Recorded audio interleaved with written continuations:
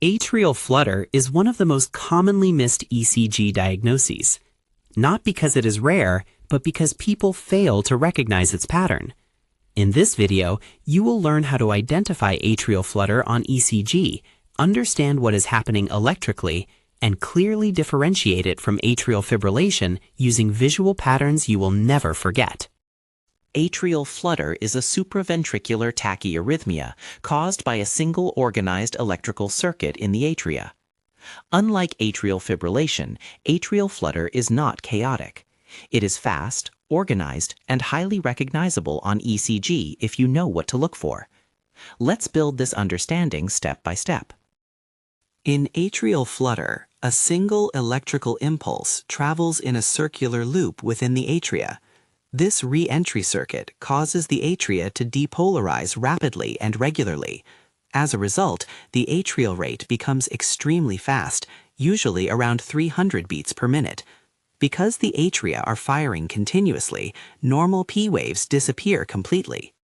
Instead of P waves, atrial flutter produces flutter waves. These flutter waves create a classic sawtooth pattern on the ECG baseline. This pattern is smooth, repetitive, and organized. Flutter waves are best seen in the inferior leads, especially leads 2, 3, and AVF. Once you recognize this sawtooth appearance, atrial flutter becomes unmistakable. Although the atria fire at around 300 beats per minute, the ventricles do not respond to every impulse. The AV node acts as a protective filter.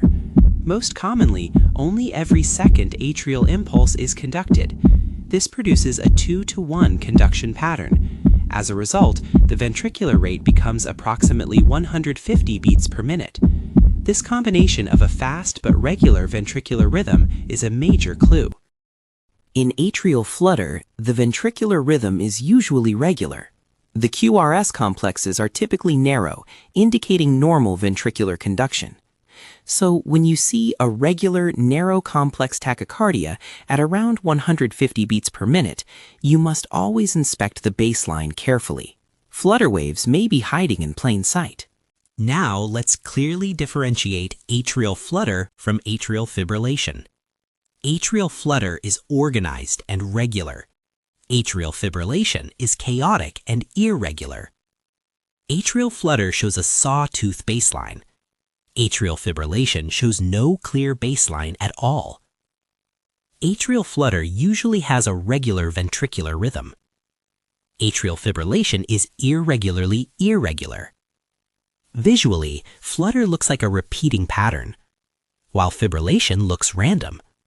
This visual difference is far more important than memorizing definitions. Atrial flutter is often misdiagnosed as sinus tachycardia. This happens when flutter waves are hidden within the QRS or T wave. If the heart rate is close to 150 and the rhythm is regular, always suspect atrial flutter. Slow the ECG down mentally and look again at the baseline. Many diagnoses are missed because people stop looking too early. Atrial flutter is not a benign rhythm. Like atrial fibrillation, it increases the risk of thromboembolism and stroke.